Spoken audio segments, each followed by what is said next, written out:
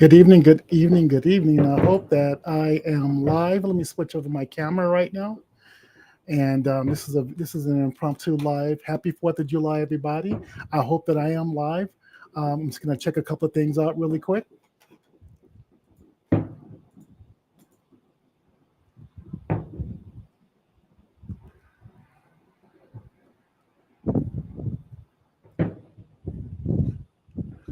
Okay, I believe that I am live right now. This is our 4th of July live stream. I'm going to just jump online really quick just to see if I am live. Excuse me. I'm going to put the fireworks up so you can see the fireworks.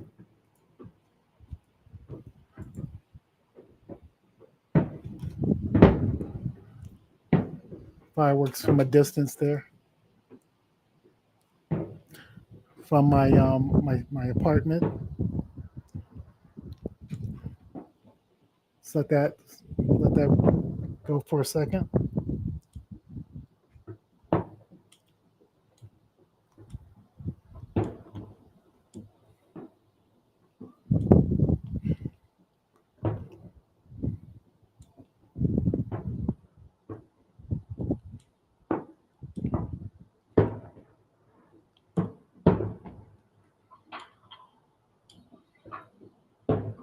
Okay, I believe I am live.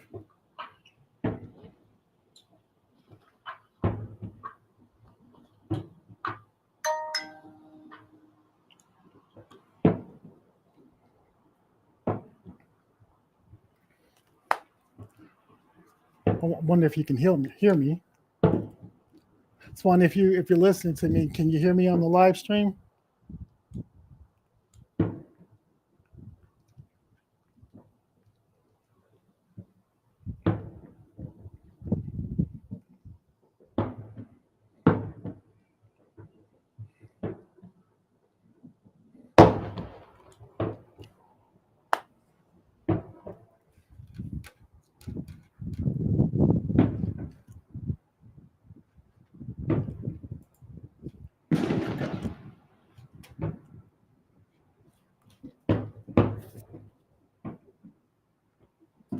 Just gonna let those fireworks play out for just a bit. Still don't know if my microphone is ready. It's modulating, so I believe I am ready to go.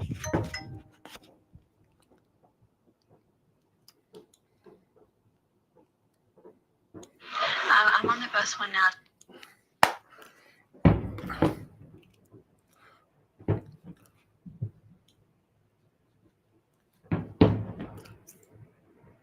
I wanted to do a quick intro before I did this.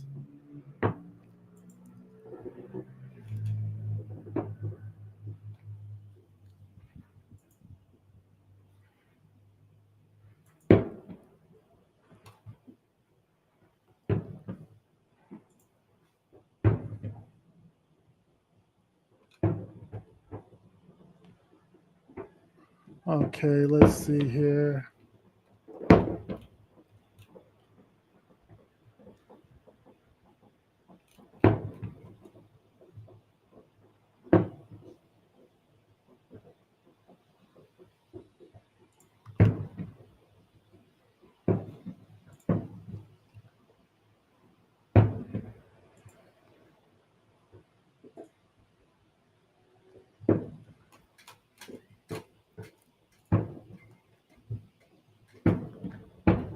Okay, so it looks like I've got two cameras up. All right, I think that's a lot better. I think that is better. I think that is better.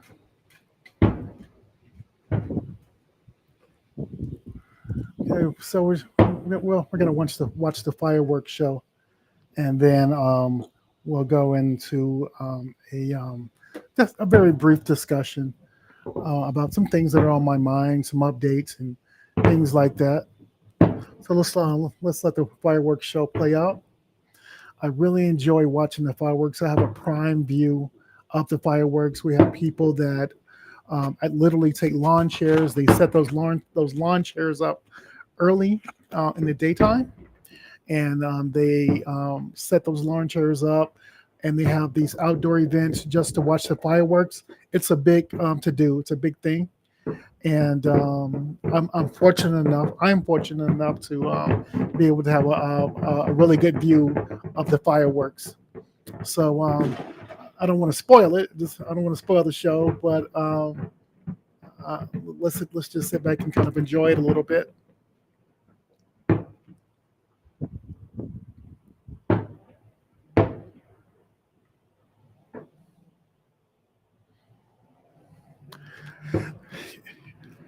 I want to, and I hope my audio is good.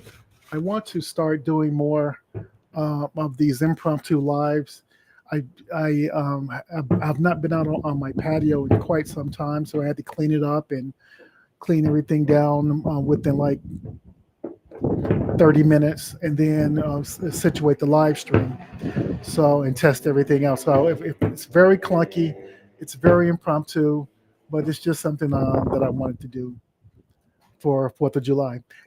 Might I add, this is the 250th 250th anniversary of the United States of America. So 250 years we've been around. So it's this year it's been a quite to do. There's been a lot of really impactful ceremonies to celebrate the 250th year. I believe President Trump did a speech from Mount Rushmore yesterday or day before. I believe it was yesterday. So that was, and I believe there was a flyover of the new Air Force One. By the way, the Air Force One that was donated to us, gifted to us from Qatar.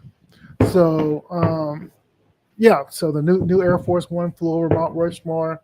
President Trump gave his speech, and yeah, so 250 years, and we've been around.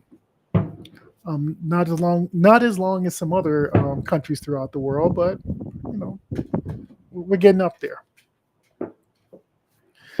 The weather has been absolutely amazing here in California.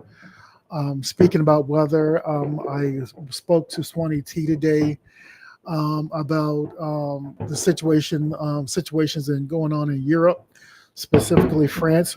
She doesn't live in France, but she has relatives in France, and they're trying to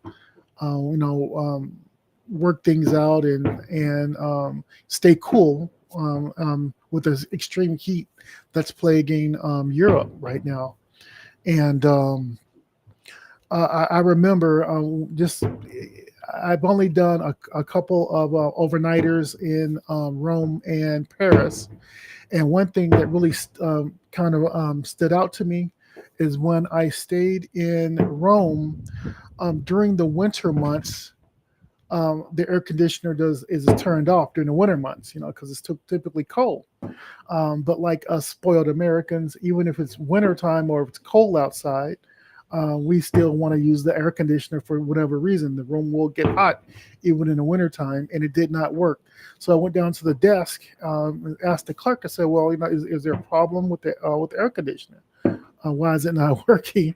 And she said, "We don't use the air conditioner in the winter. You have it's a seasonal thing. It's a seasonal thing. You have to open a window if you want to cool the room down." And I did that. I opened up the window and I got through the night. So it's a thing in Europe. All the luxuries that we get in the United States. Excuse my glasses. I like these cool glasses. They just make me look cool, but everything is orange, so I don't really know the true color of everything. But I think my lighting is good. A lot of countries throughout Europe do not enjoy the luxuries that we experience here in the United States and literally take for granted. So that's a nice one right there. It's beautiful. It's right up there. Yeah, I tried to zoom in a little bit closer, but then the camera got out of focus. So I wanted to just keep everything in focus, but I think we have a good view of everything. So that's happening, and then I actually heard that while the soccer games or football games to Europeans in other areas of the world. We call it soccer. They call it football.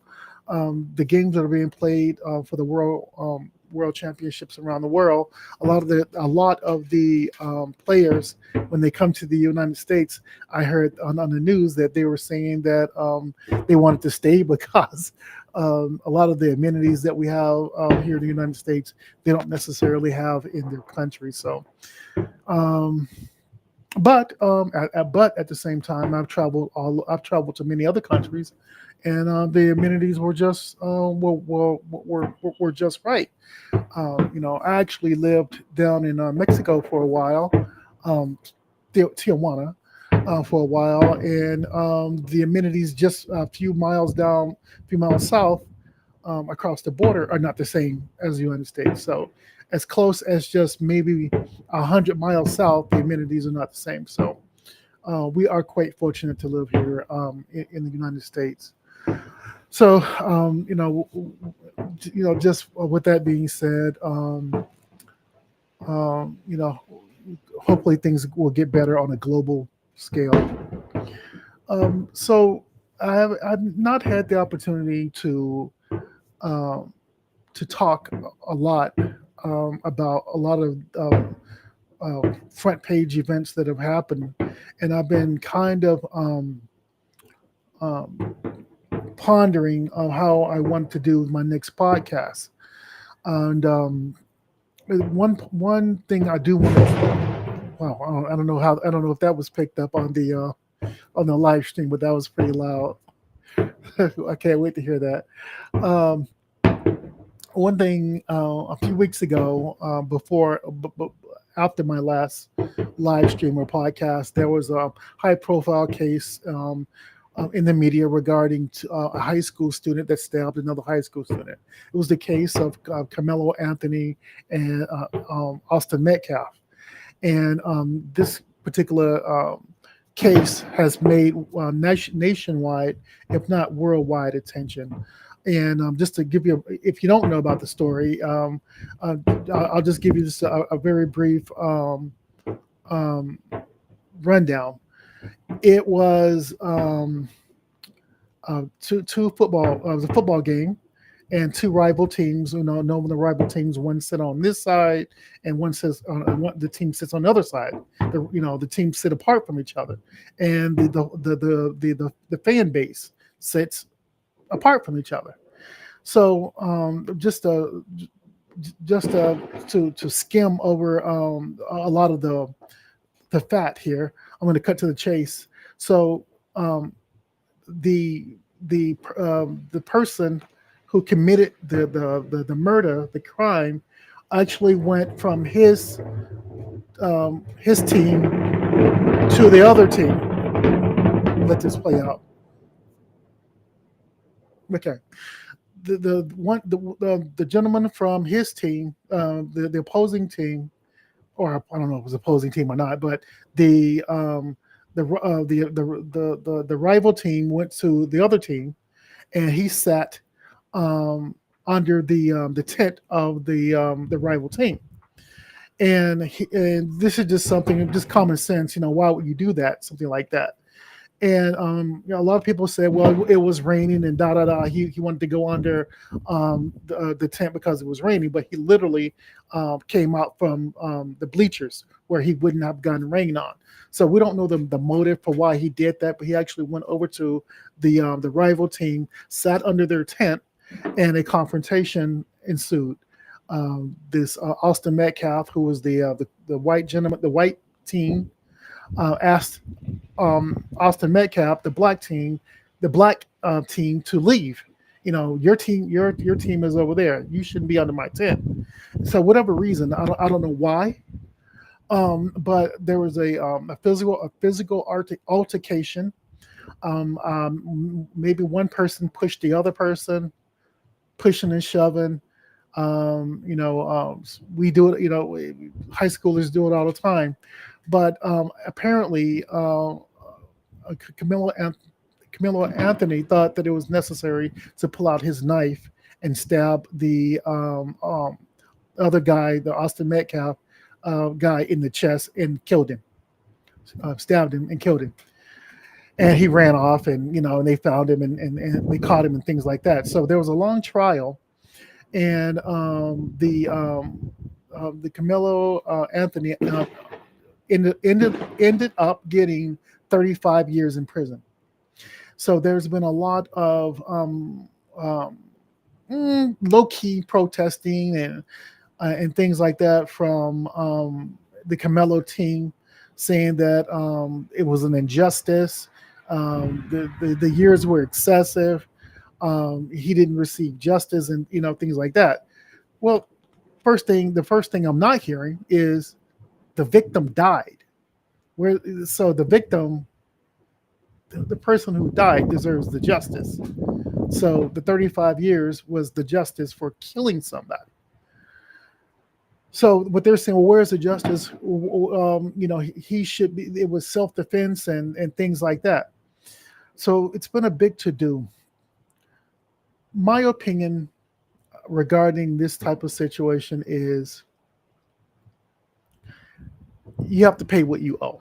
You took someone's life. The jury found you guilty. You got to do that time. You should do that time. That's just my take on it. It was now. Let me backtrack a little bit.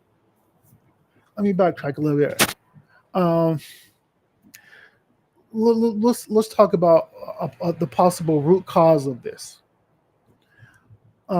Let's just say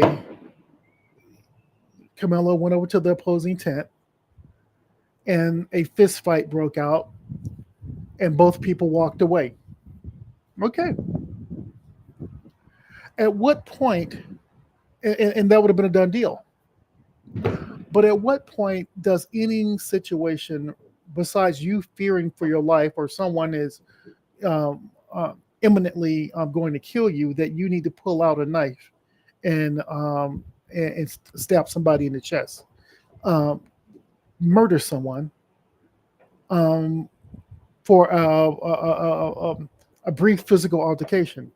That deadly force is necessary for something like that.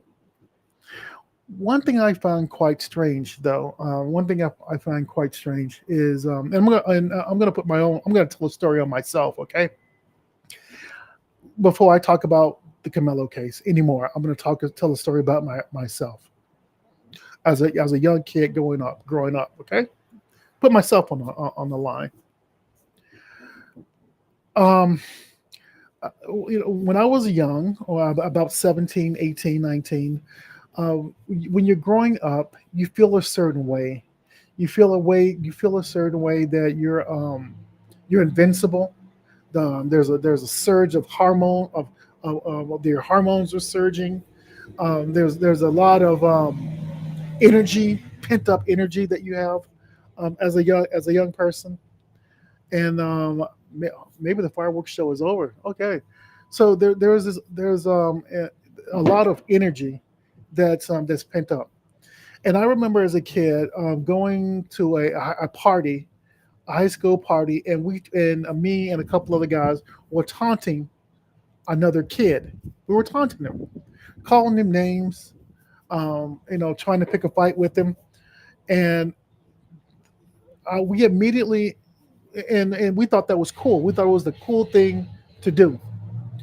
And thank goodness we backed out of it. The kid got to the point where he said, if you guys don't leave me alone, I'm going to pull. And I don't know if he had it on him or not. He said, I'm going to pull out my gun. I'm going to shoot you guys.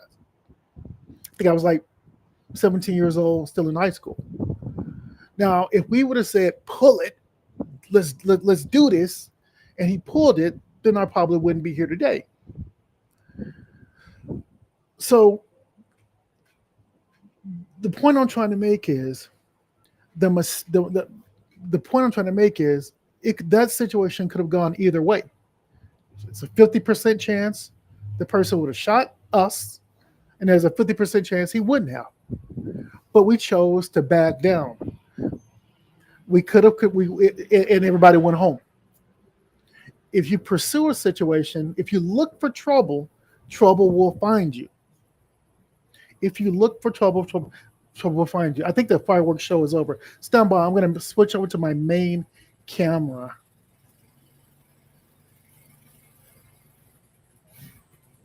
Test one, two. Okay, so we'll keep it going this way. So if you look for trouble, trouble will for surely find you. I'm going to tell you another story. When I was about 25 years old, and I was living, had just gotten out of the military, and I thought it was a really cool thing to drive around with a gun, And I think I had at that time I had like the cheapest handgun that you could buy, which was a Davis 380. The company Davis went out of business, by the way, but they made the cheapest handguns ever. And but back in these days, I wasn't making any money. I was living reckless, and my license plate on my vehicle was expired. So I had the gun in the car, and I said, "Well, I don't want to be riding dirty. I don't want to have this gun on me, and get pulled over. Then that's a whole different other situation." So what I did was, I took the gun. I don't know if you can hear me better.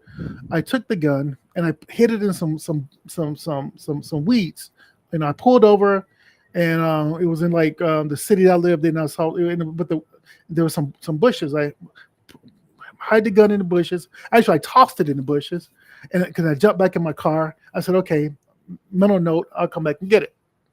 So after I got done riding around in the streets, acting stupid, wilding out, it was time to go home. And I went to get the gun. I couldn't find it. And I looked for like an hour.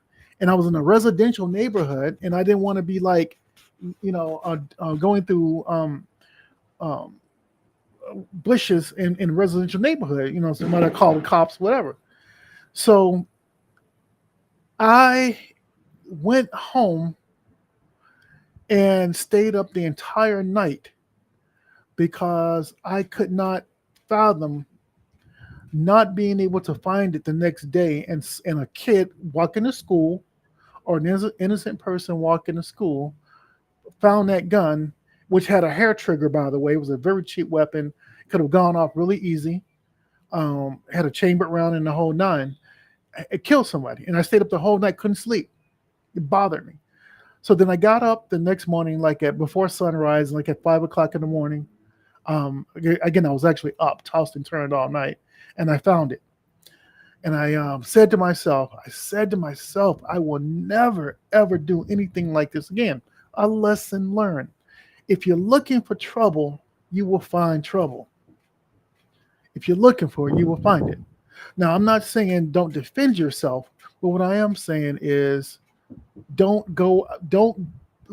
if you got a knife in your pocket, if you have a knife in your pocket, trouble is going to find you, or you're going to have some sense of empowerment where you're going to feel like you need to use that knife.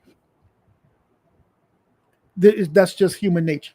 If you got a knife, and if you got a gun in the car, if you got, I know my dad used to drive around with a Rambo knife, like that big, one of those big Rambo knives in the center console, sticking out, back in Alabama. And I was like, and I thought that was the coolest thing ever. I couldn't imagine riding around somewhere now with a Rambo knife in my center console or weapon, because at some point you're going to feel the need to use that. And why put yourself in that position? These are words of wisdom that I'm talking. Words of wisdom. So I believe that he was empowered to pull that knife out and use it. He was empowered to do it. He could have used these, but he was empowered to use a knife. Another thing that I want to talk about is I'm not here to offend anybody, because I am this color, so I can talk about it because I've seen it. I'm in my 50s, my mid 50s, so I've seen it all. I've noticed that the my culture has a history of violence. Not just no. When I say violence, I mean there are many cultures that have disagreements. Many cultures out the world, family fights, marital fights, domestic situations, um, fights with rival, whatever. That's all around the world. But but I want to target specifically the culture of violence where you feel that you have to kill somebody. That's a whole different level of violence. I've noticed, and then you can go online, and there are many social media videos that talk about this. Well, not talk about it, but show it on social media. Where if a person is in a physical altercation, black on black, black on white, black on whatever, that the black person is literally beating the person to death, stomping on their head, stomping on their neck. Those are death blows. What would make a person feel rage enough, have that much rage that you want to inflict a blow, lethal blow to someone? What type of rage is that? Now, I don't see that in other cultures, but I do see it a lot in black cultures. Beating of the head, stomping of the head, kicking of the face, kicking of the neck. Why is that? Well, it's because you're trying to land a fatal blow. If you weren't, there are other body parts that won't cause fatal injuries. So why the head? Why the neck? Why the face? So we need to analyze what's really going on within us. We need to analyze what's going on in us. It- I don't harbor that amount of hatred for anybody. So why would you, on a perfect stranger, or even if they're not a stranger, want to um, execute that type of action, lethal action towards anyone? So there is definitely something that needs to be assessed, something that needs to be evaluated with our culture, and something that really needs that needs to be analyzed because this is not right. Now, you're probably going to say, well, Derek Chauvin had his knee on um, um, George Floyd's neck. Yeah, and he killed him. But you don't see Derek Chauvin's all the time. You don't see Derek Chauvin's all the time. You see um, people of color all the time. I've seen it growing up myself, and I wonder, what is that nature? What is that measure of violence that makes you want to stomp on somebody's head? You know, um, look at the Diddy video, the elevator situation where he kicked the girl in the face. Why? Why the face? So why the neck? The region that helps you to function. So this is something that I'll probably talk about a little bit more in depth. But the violence across the board needs to stop. It is almost an embarrassment. I'm seeing it too much on social media. Um, you know, nobody owes anybody anything. If you want something, you have to get up and work. If you want something, you need to get up and work. That means you have to take off the bonnets. That means you have to um, take off, all the makeup and all that. And men, you've got to stop smoking the weed, and you have to get up and become a productive citizen. You have to work. Well, what is that? Nobody wants to hire me. Yeah, because you're pulling up, looking a certain way. That's why. That's why. And again, you know, I'm saying this because the level of entitlement that I see every day, of the gimme, gimme, gimme, and you know, where's my check? Then I'm waiting. I'm waiting for the first and the third of the month for my check. You know, how about getting a job? I'm not. You don't have to. You don't have to be a forklift driver. You don't have to be a truck driver. You don't. You don't have to do that.